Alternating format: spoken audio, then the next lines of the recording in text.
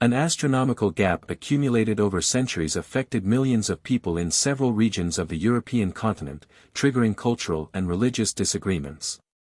It was the night of October 4, 1582, the inhabitants of Italy, France, Spain and Portugal went to sleep like any other day, but they did not imagine that when they woke up they would find a surprise that they could not believe.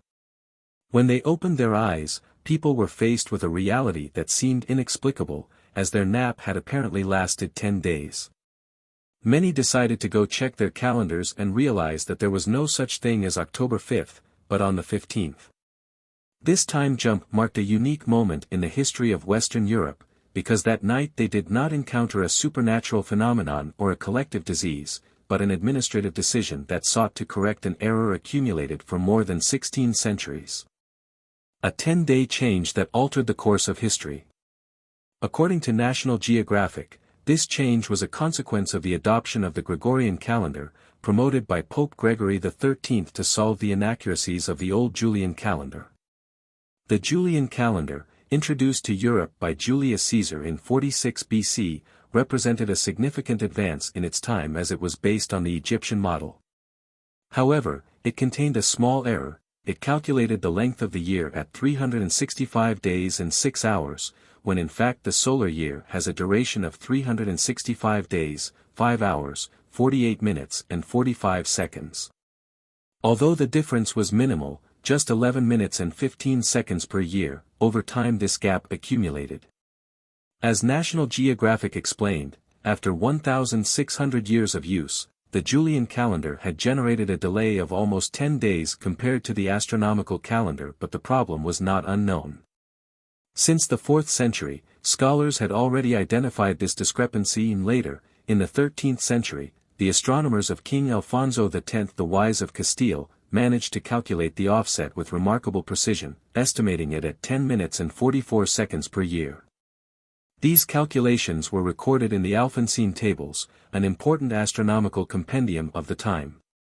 However, despite this knowledge, the error was not considered an urgent problem until it began to affect the celebration of Easter, one of the most important holidays on the Christian calendar.